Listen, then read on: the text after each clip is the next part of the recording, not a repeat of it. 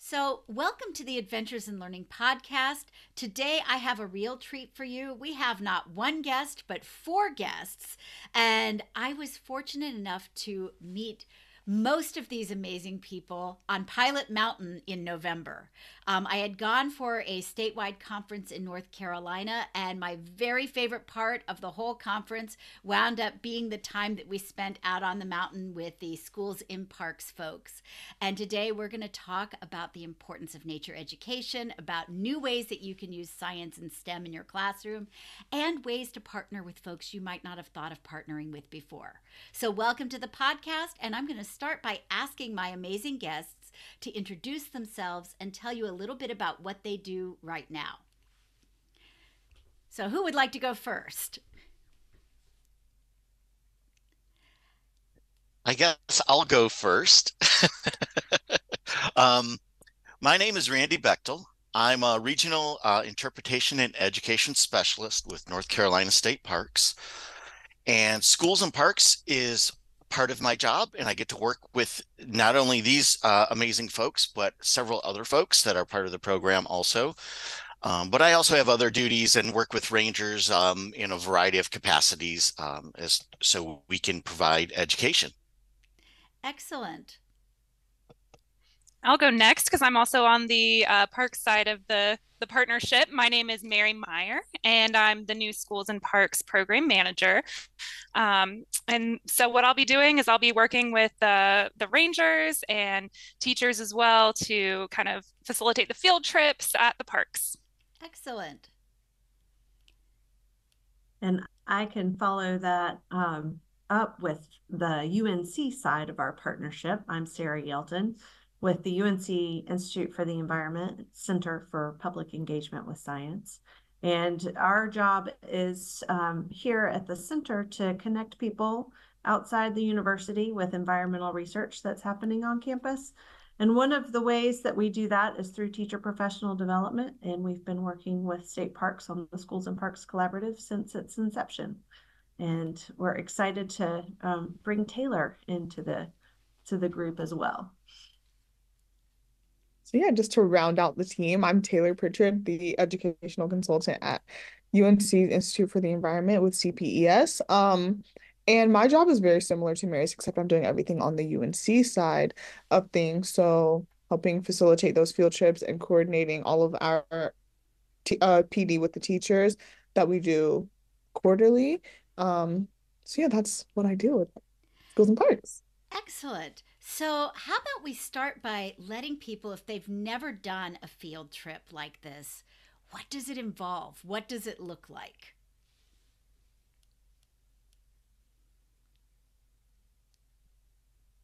All right. Well, I'll start this, and my teammates can absolutely jump in. So this program focuses on third, fourth, and fifth grade teachers, and what we are trying to do is support them, support what they do in the classroom with their curriculum objectives, and tie that to the natural resources that are in each state park. And of course, that varies across all of our 42 state parks that we have. And so teachers work with a ranger, a local ranger, and they develop programming. They develop a relationship to continue programming after their time in this program comes to an end. And what else am I forgetting, team? Well, I think you nailed it, Randy. One of the things we're trying to do is to really create relationships between teachers and rangers so that we can support the teachers' ability to bring their kids out to state parks on field trips. So bringing their entire class, in some cases their entire grade, out to experience all of the natural wonders that exist in our state parks, from the mountains to the sea, and have some time to really connect with nature, to connect with their curriculum in a way that's really authentic and relevant, and just to have fun being outdoors. So yeah, field trips can be anywhere from an hour or two to ideally like a full day that's out at the park going through multiple programs, having lunch out there, having some time to play with their friends, and going back to school rejuvenated, excited, and this is the teachers and the students, to learn, right? And to connect to all of the things that are happening in the classroom. So what would a program look like? Like, let's say I'm a third grade teacher and I want to take my kids to my local park, and you guys get to pick the geography. But if I wanted to come out and partner with a ranger, what might a day look like if I were bringing my kids? So I'll say that, I mean, initially the kids all get there, they're super excited, they just kind of jump off the bus. And we have to do some corralling. So the people who are assisting and then the rangers as well have to do some corralling, introduce them to the park, let them know where they are. And then I personally like to get a show of hands of who has been to this park before. And you'll be surprised that sometimes like it's a lot of the kids that haven't even been to the park where it's like, I don't know, an hour away from where they live or where they go to school. But typically programs, as has been mentioned before, like can vary just depending on what park you go to. So you do anything from like water quality or looking at soil and doing a bunch of different things with soil. Sometimes if you go to like let's say you go to like Norman State Park, you get on the canoes and you go out and have a day on the water. There's a program about skins and skulls or tracks and signs where you get to look at all different types of animal pelts and footprints and whatnot. And they're so versatile. So there's just a bunch of things that you can do. And as Sarah said, the students have lunch at the park as well, depending on if the school has time for them to do that, but usually they do. So yeah, that's basically kind of what it is. And they'll go through multiple stations while they're there. So every child gets to experience all the parts of the park. And so with those stations, I assume you all have sort of gone through preparing hands-on stations ahead of time. Is this something that you do as schools and parks? Is this something that you do in collaboration with the teachers? Like, how do you set up the stations? What goes into preparing those? Yeah, I'll jump in here. Let's say there's a group of 100 students, because we often get full grade levels at a time or over multiple days. If we broke that into about 4 stations of 25 students each, we might have 25 students canoeing or kayaking, 25 students doing a hike, and then 25 students doing water quality, and another 25 students doing, let's say, signs of animals tracks. And so ideally we'd have a ranger with each group. Sometimes the teachers, if they're feeling confident, they can self-lead maybe the hike, a scavenger hunt, something like that. The more the teachers are willing to jump in with us, the better the experience is for the kids and them as well. And so then they would cycle through those 4 stations. Excellent. And I can hear the passion from all of you about the importance of nature education. Why do we want to do that? Why do we want to get out of the classroom and go to the parks? Well, I will start, and I know we all have our own experiences to bring to bear here as to why this is important. But for me, as someone who has been working with teachers in schools for over 2 decades now, one of the things that I see is that in school and in classrooms, our students don't always have the chance to connect to sort of the real world in the same way that they can whenever they're out in the woods or on the water or in the field, and getting to see those insects and spiders up close, or they might be able to find the macroinvertebrates that are in the creek, things that they might read about, but they can really see and touch and create really memorable learning opportunities for themselves out there. So we also know research shows us that when people spend time outdoors, they're more calm. They are students who go outside and come back in are able to pay attention more because of the stress reduction benefits of being outside. So that helps them to do better in class. And just all of the social emotional learning opportunities that happen outdoors whenever you're with a group. There's so many benefits to being outside and connecting to nature. I'm sure that my colleagues have lots of other things to add to that as well. No, Sarah, I'm glad that you started on that, because you have all that great education research that shows us the benefits of outdoor education. And just anecdotally, we've had teachers tell us that some of their students that they have problems with in the classroom, after they're on a field trip or get some time outside in the schoolyard, they're much more relaxed. So it's just, I don't know about y'all, but if I sit for more than like an hour or two, I get antsy and I don't, I start fidgeting. So getting outside and being active is really important. And then it's those teachable moments when a turtle crosses your path or a hawk flies through the woods. Those are really memorable experiences. And you might be doing something like on, mushrooms, but when you see that turtle walk by, that's just a wow moment for the students and for the teachers too.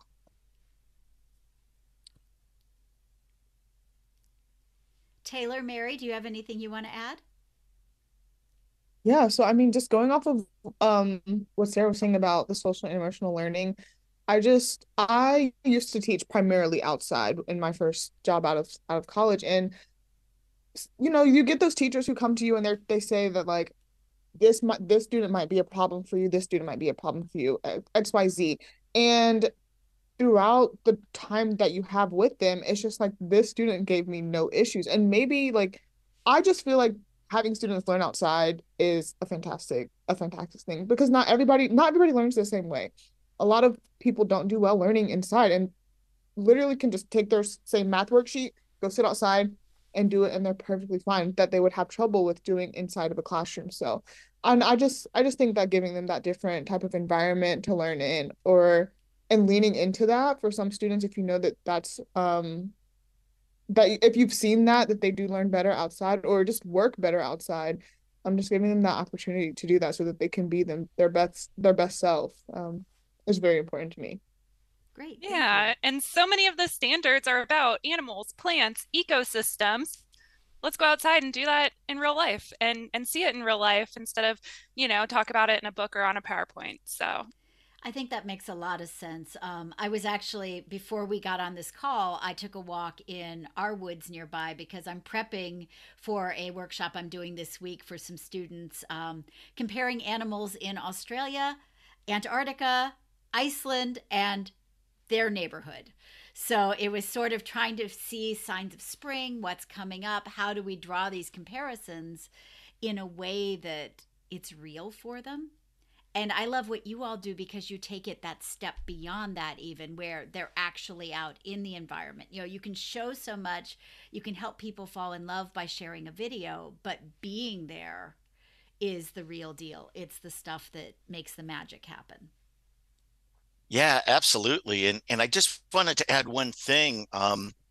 With the Schools and Parks program, when we work with a cohort of teachers, one of the things that we're trying to help the teachers with is that classroom management outdoors. And some of the teachers that we have aren't outdoorsy people.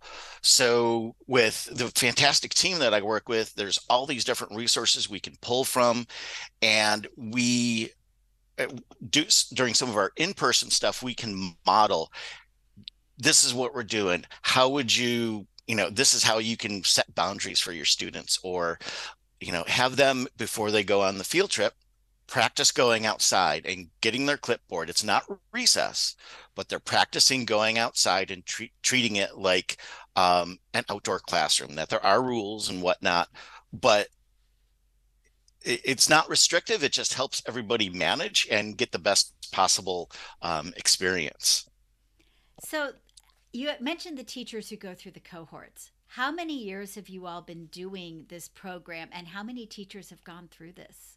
What are some of sort of the outcomes that you all have seen from running this program? Do you mind if I jump in on this one, Randy? All right, and Mary and Taylor. So we started this program back in 2019.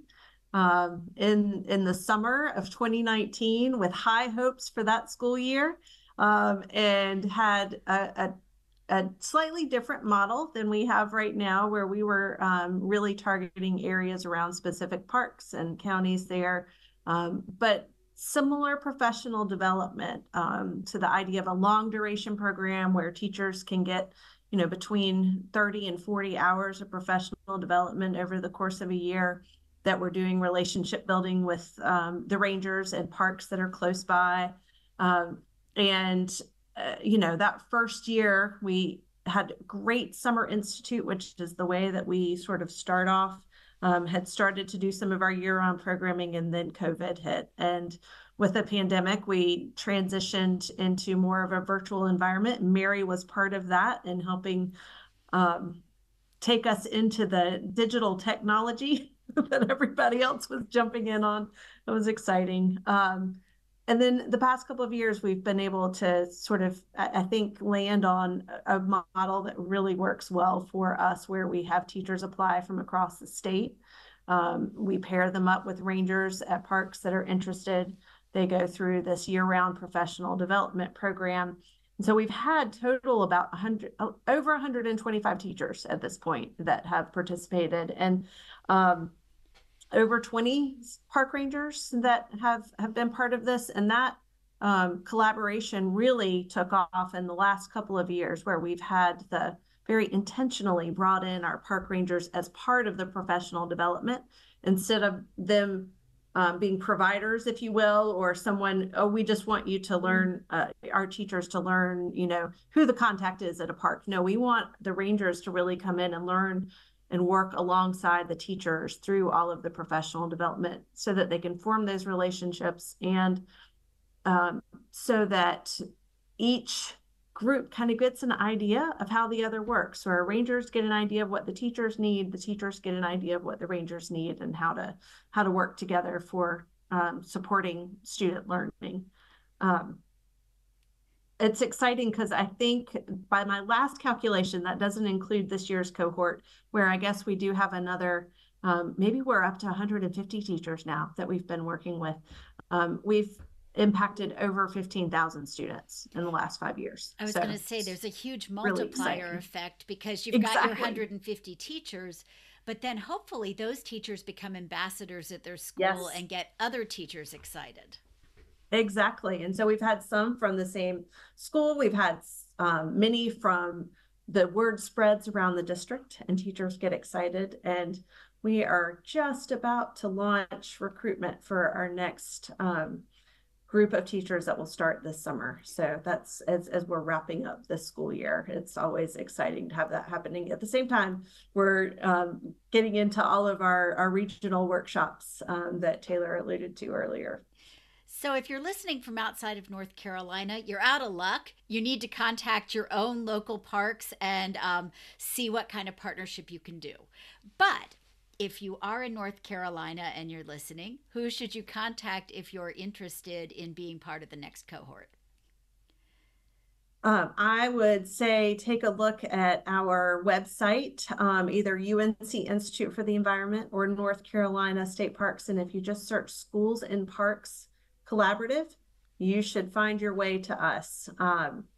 Taylor is going to be handling the application process for our teachers. So I'm sure we can share her contact information with you, Diane, too. If absolutely, and we'll put that in the show notes.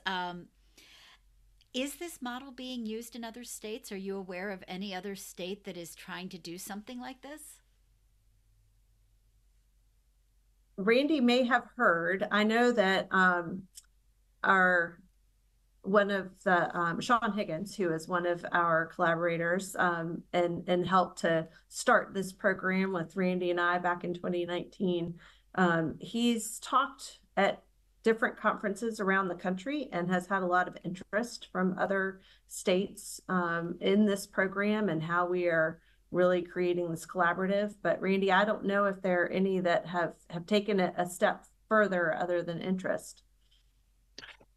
Yeah, that's a great question, Diane. I am not sure. I know many park systems have a field trip process, but as far as I know, I'm not aware of other park systems making a coordinated effort to pair the teachers and the rangers together and have them develop that relationship and help each other out.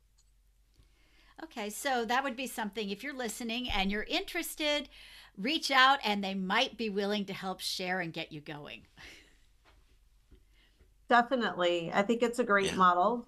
It's one that we have been working on for 5 years now and trying to perfect, and is one that is unique in that we bring formal and informal educators together in the same place. So, and I think there's a lot of learning that happens for the adults that are involved in the program as well as the kids that they serve. Absolutely. I know I've worked on both the formal and the informal side of education, and there are so many resources out there that we don't think to take advantage of when we're in the classroom. You've got your parks, you've got your rangers, you've got your local museums, the kids' museums, your librarians. But then there's regular community folk as well. If you've got a zoo, reach out to your various zoos, but your veterinarian might be willing to work with you. Or, there's always somebody who is happy to collaborate, but sometimes it takes a special program to get you to think strategically about how do we build those connections in a way that we're also touching on and enhancing the standards. So yeah, I wonder, sorry. No, go ahead. Go ahead. I wonder, I know both Mary and Taylor come from, at least came to UNC from backgrounds in different, either environmental education organizations or museums. And I just wondered if they had thoughts on ways they had connected with teachers or had teachers reach out to them. Yeah, so I mean, my like immediately previous job before coming on to work at UNC, I worked at the Museum of Natural Sciences in Raleigh.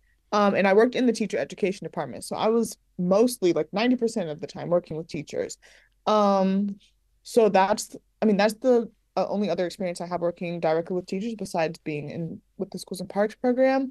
And I feel like I can just always see the benefit of taking teachers outside and like explaining to them that the outdoors is definitely an extension of your classroom. You can use this tool in so many different ways, and be it like with somebody who does work outside all the time or just doing it on their own. And that's really what we're trying to get them comfortable with.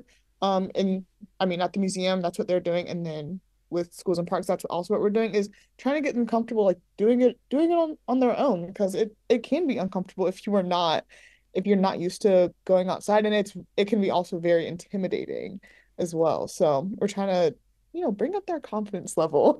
Right. With using the outdoors. Well, that makes sense that you're looking for ways to build confidence. And I always called it finding the wow moment too.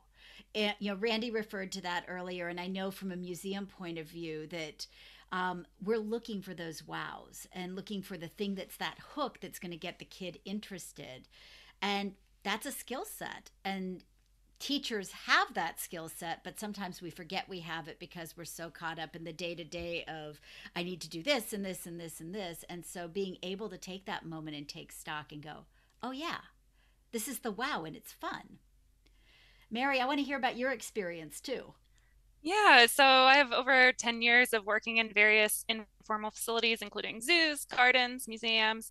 And so I was just going to add that we know you don't have time as teachers. Time is such a precious commodity, and we know you're overworked, and we know that you have those students there with you every day. And so the great thing about me partnering with formal teachers as an informal educator is that I didn't necessarily have students with me every day. So if someone came to me and said, I want this really cool lesson, and I've been thinking about how to incorporate something with snakes into my program because I have this one kid who loves snakes. That's something that I could then maybe write curriculum on that they might not have time to do. So I would just say that's another added benefit of working with informal educators is maximizing kind of that partnership and the time that you may not have. So. Oh, We're not that's trying to give you extra beautifully work said. to do. I love that, Yeah. Mary. So yeah, rely on those informal educators because they will make your life so much easier. I love that. So I'm going to switch for just a moment because I was thinking about this when I was on my walk today. As informal educators, do you have a favorite time of year to be outdoors and teach? And is there a favorite topic you love to share? I'm going to jump right on that because my favorite time of the year is about to start, and that is I like all seasons, but I love spring because spring ephemeral wildflowers are like my absolute most one of the times you will find me most excited, like running down trails and screaming and scaring everybody because I get so excited whenever I see the hepatica or the foam flower or whatever it is that I haven't seen all year. That's one of the reasons I love these flowers, because most of the time they pop up.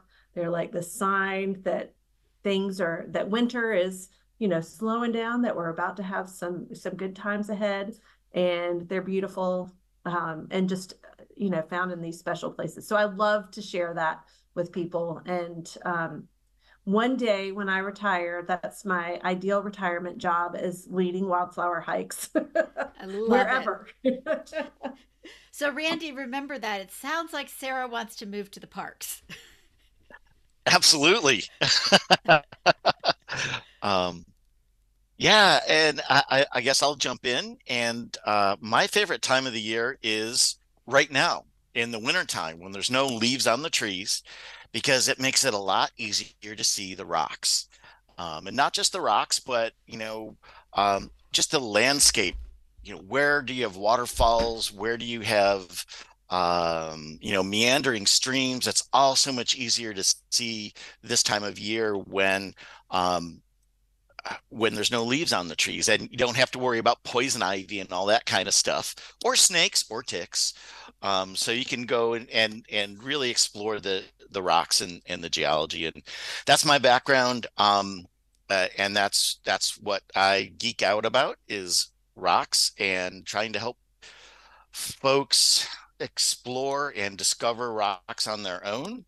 And yeah, it's always a work in progress. Excellent.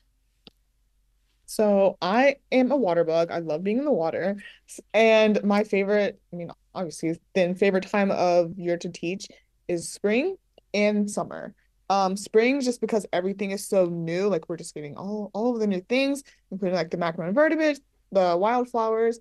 And I love doing seining or macroinvertebrate sampling just in a pond or something like that. And then for summertime, I love being in the sound. So like right where Sarah's background is, at the Trinity Center, is one of my favorite places to go to do sampling in the sound, because there's just so many cool things that you can see, and like actually physically getting in the water with teachers or with students, it's just a different experience every single time.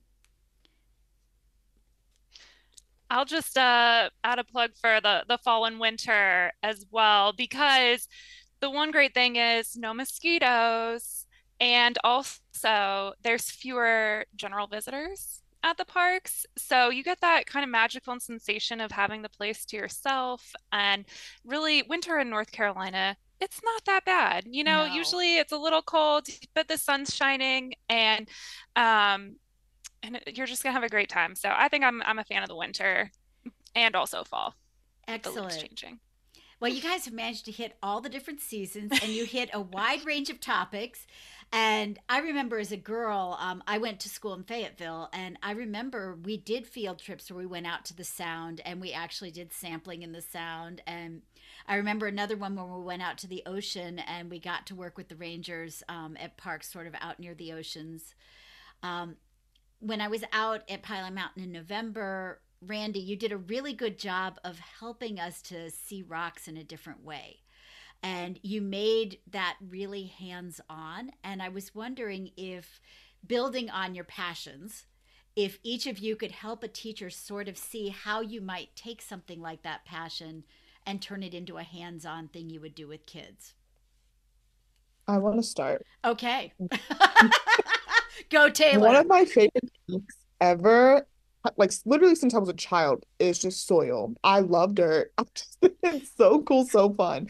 And I just feel like a lot of people don't think about the fact that there's a lot that goes, or there's a lot of things that soil does for us. Um, and I just love doing it with students, and showing them like you can see what your soil is made of and that there's three main types, the sandstone and clay. Um, and you can make art with it if you want to. Um, so all of those things. That is my piece. If you want to talk about soil, please contact me, actually. Please contact me. All right. I can do that all day long. So if you're struggling with soil, reach out to Taylor.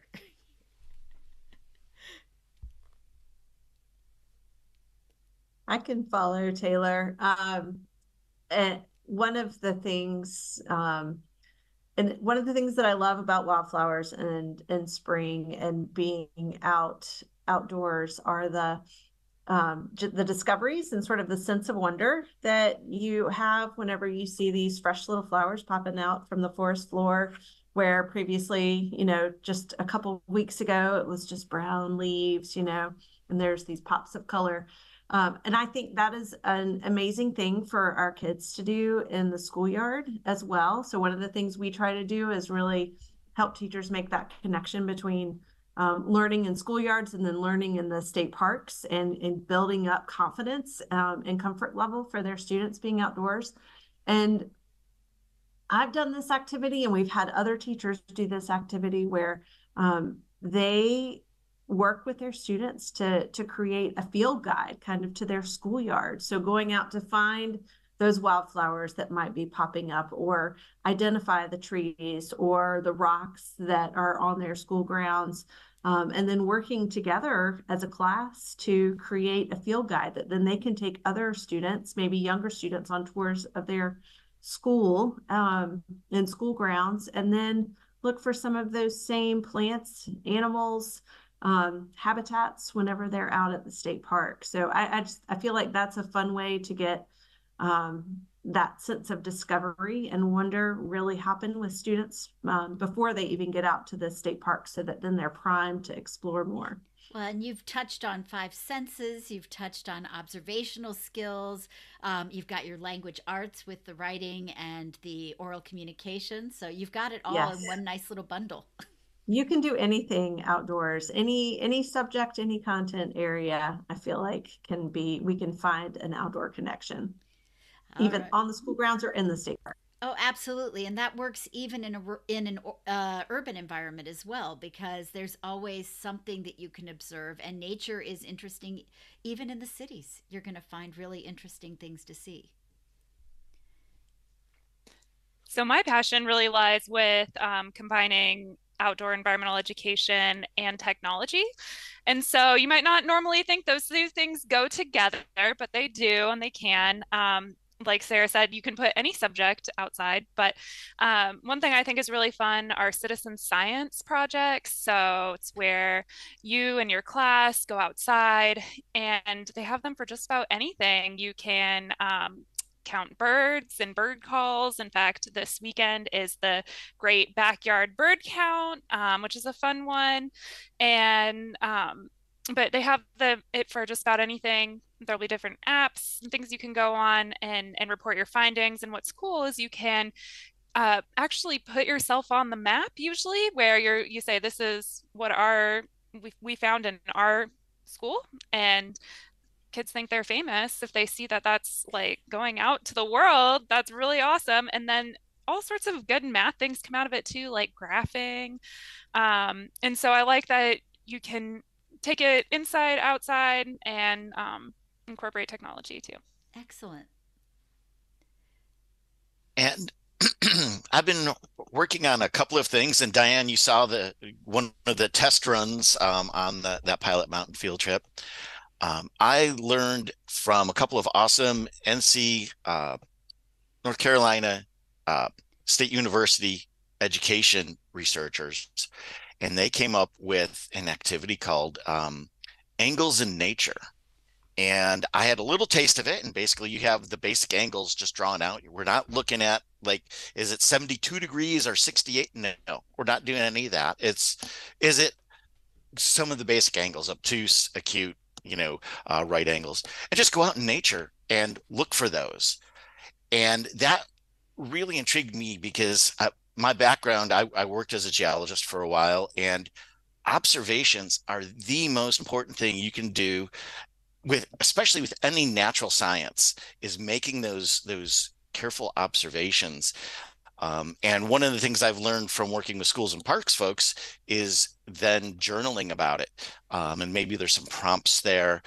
And I think being able to take that quiet time, and maybe it's 5, 10, 15 minutes, and just draw what's around you. And if you happen to have big rocks around you, draw them. And also using focus squares, basically tongue depressors.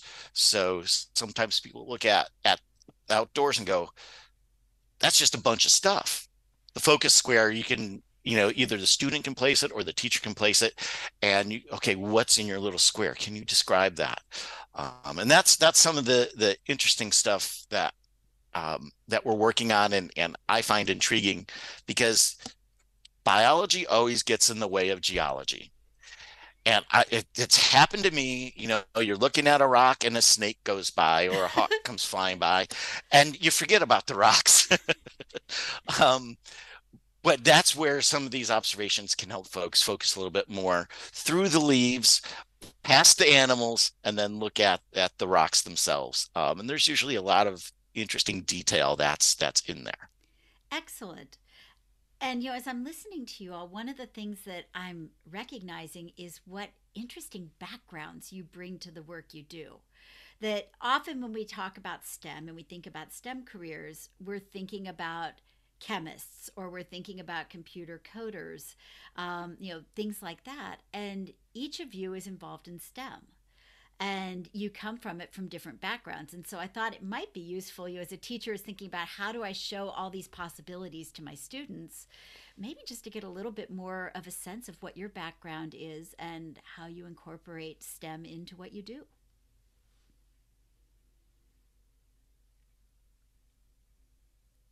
Well, I'll go ahead and go first. So like I said, my background is in geology, and I would come home from school, and during my my time in grad school, and Bill Nye the Science Guy was on. And that's what I did at 5:30 every afternoon. I came back to my apartment and put on Bill Nye the Science Guy. And I'd never seen anything like that before. And when you're going through a science, getting a degree in science, you're learning a lot of technical information. And it's sometimes hard to figure out how to communicate with somebody who doesn't know all those crazy words that you do. And Bill Nye was doing that. And I kind of fell into the informal education world. There was a part-time job at a science center, and that's where I learned how to work with audiences, how to just different techniques to be able to communicate a variety of science topics. And that was some great practice. And that question and answer with or just conversations with folks in science centers or science museums. And then I worked as a geologist for a little bit, and I mainly wanted to do that so I could learn the geology of North Carolina, because it's a very geodiverse state, is what I like to say. And then this job with state parks came up, and I was really happy to apply for it and got it. And it's just a whole different experience taking that informal education outside. And I've said it before, but I love working with everybody on the Schools and Parks team, because I get to learn all the time. It's a lot of fun. So what I'm hearing is, be open to where the path is going to take you, and always stay curious, that you never know what's going to come. And so if you're willing to learn, you're going to get more out of it. Absolutely. Once I found out that I didn't mind being in front of people, just the science geekiness came out. And for me, geology offers a pretty broad background. So you're learning a little bit of biology with fossils, and there's also some chemistry and physics, and all of those subjects really intimidated me, but I was able to work through that. And now what I've learned is I can apply chemistry or physics to the rocks. I can't just do chemistry and physics, but if I start, it helps me understand how the rocks are, how they become.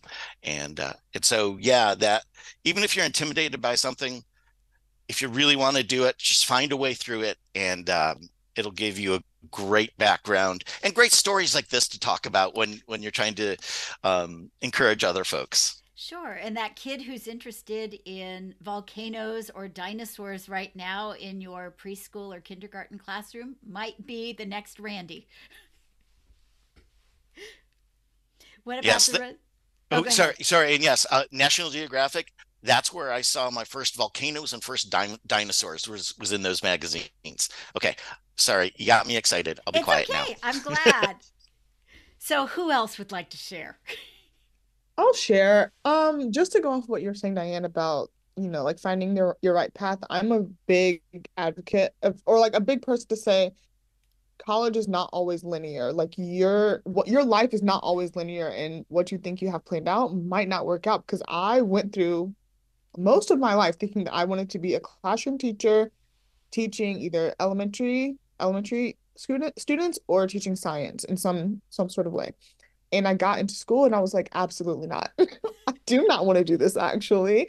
And so I had to just find something different. So I tried out biology and I was like, I don't want to do this either. But then I found out that my school offered said it's like liberal arts. And I was like, I don't even know what this is. I'm a child. What is liberal arts? And I did some digging, and within liberal arts, there was environmental studies. And I'm just like, now we're talking. So I, ended up changing my major like 2.5 years into college to environmental studies. And it was just like, this is where I was supposed to be the entire time. So yeah, I was always the kid who would come home from school, not do my homework. I'm gonna go play outside in the woods, actually. I don't want to do my homework. And I would just do that for until it was time to come inside. So I was always a person, I just loved being outside. I still love being outside. And being able to merge something that I already liked doing into my career is just stellar. So yeah, I don't usually say that I had a typical journey as everybody else did, because I have a decent amount of experience in the field that I'm in, but I just always feel like I have less experience than other people, which is definitely true. I'm the second youngest person on our team.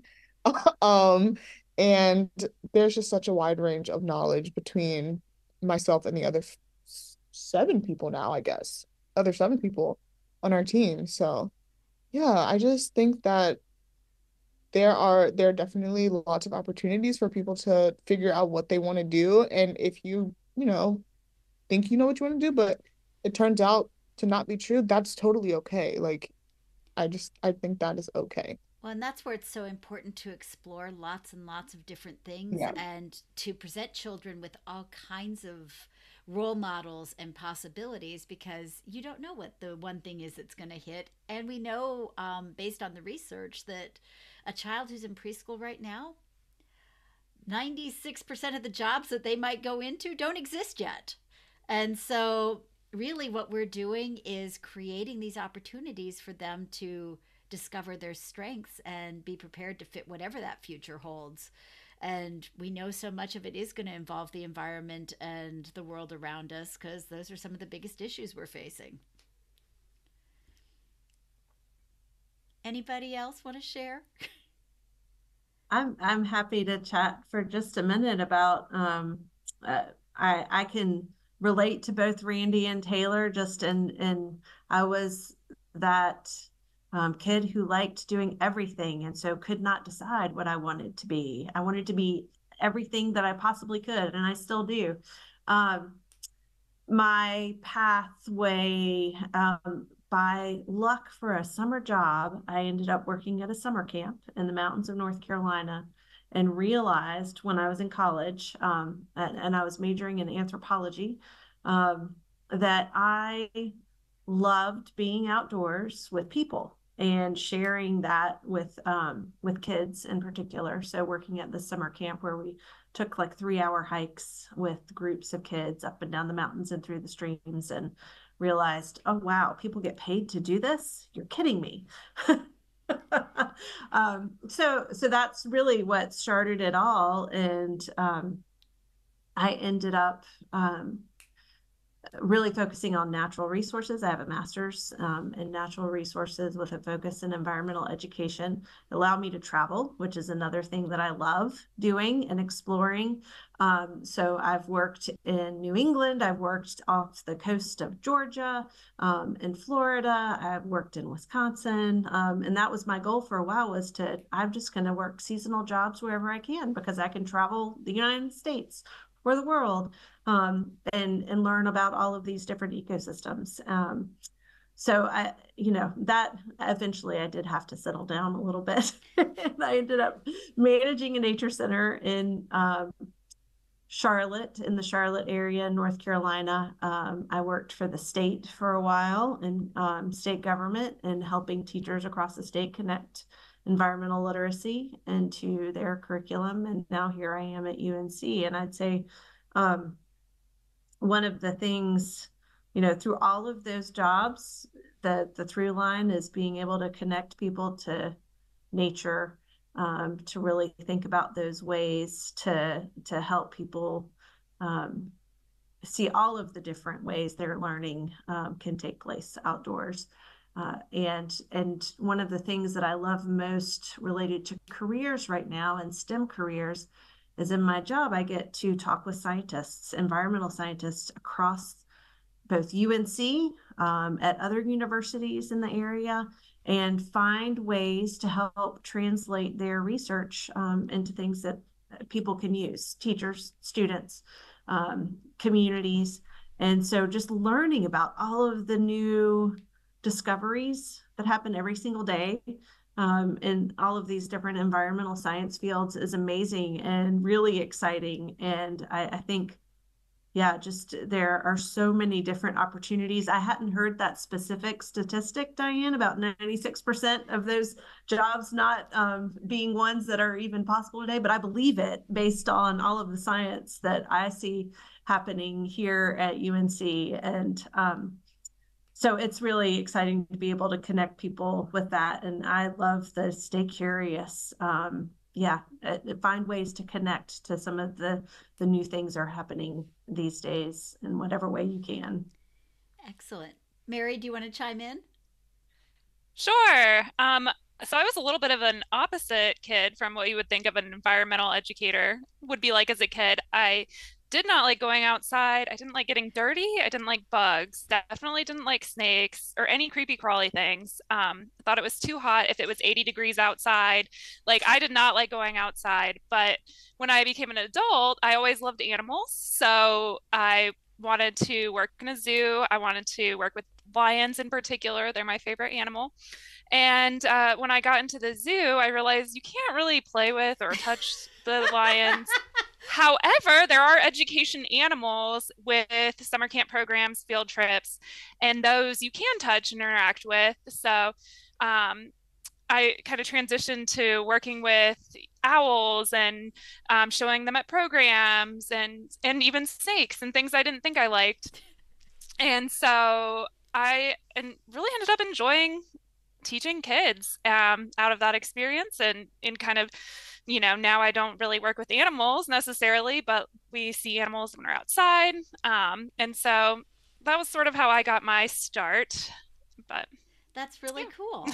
Well, and I love the fact that was actually a great bookend, because you showed the diversity of experiences and backgrounds that can lead into this kind of work, that you don't have to have always been the kid who was outside and doing things, that you can come into it from a different angle as well. But you guys are creating opportunities to discover that the outdoors is really cool. So brings us full circle back to where we started. So last question I want to ask you guys for today is if you could do one thing to get teachers to knock on your door, to take their kids outside, to be more engaged with nature, what would you do?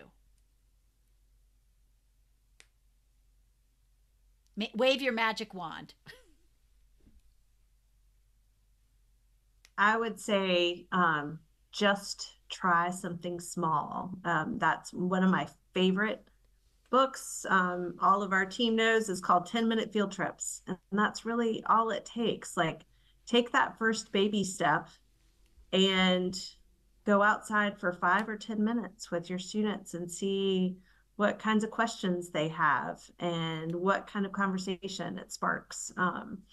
So that's, I think, and find something new that you didn't know existed outside in your schoolyard, right? So just get out and explore and take baby steps. And that will lead to, the more and more of those you take, the more excited I think teachers will find themselves getting about teaching and seeing new things and what their students are learning. Diane, can you ask your question one more time? I just want to make sure the answer I have in my head matches what you asked. Now I got to remember my question. I think I had said basically, if you could wave your magic wand, what would you do to get people outside, to get teachers to engage more with the outdoors? Okay. So what I would say is I would tell them to utilize any nature center, science center, whatever that offers PD, or maybe doesn't even offer PD, but you could go to get ideas and gain that inspiration. Because I know that it's hard to come up with that stuff kind of like on your own. Even if you do have the book like 10-minute field trips, some people might or are kinesthetic learners and just need to do it and kind of aren't going to be able to take an activity, read it out of a book, and then go do it. They need to do it first and then they can do it. So I would say utilize those types of resources where you have people teaching you and doing it with you. And it actually, I feel like it also helps with people learning how to wrap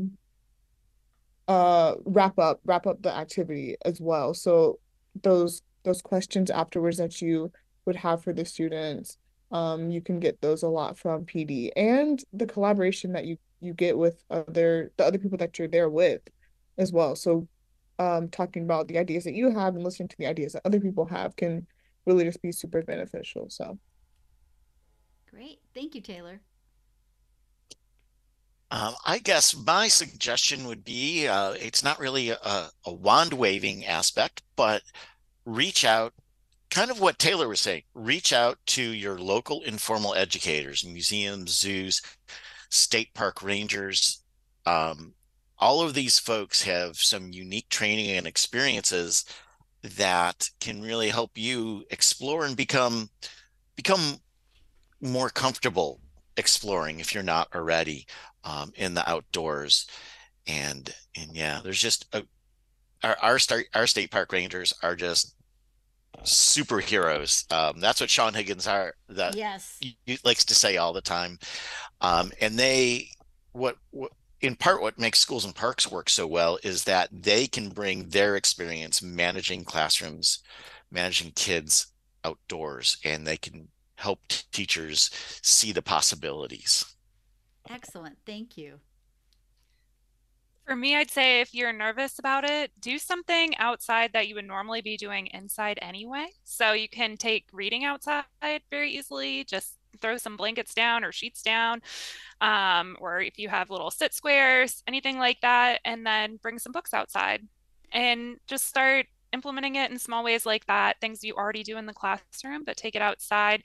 You don't have to know all the answers. If the students are outside and they're saying, well, what's that? What's that? What's that? It's okay to say, I don't know. Let's investigate it when we get back inside, you know? So yeah, just don't let the feeling of it being something foreign or something new prevent you from getting out there and trying. I love that. Yeah. So thank you, Taylor and Sarah and Mary and Randy, for joining us on the Adventures in Learning podcast. I'm going to drop all kinds of links in the show notes so that you'll be able to reach out to them and learn more about the program. And your assignment this weekend is to get yourself outside, take a walk, and make at least one phone call to an informal educator. Thanks for joining us.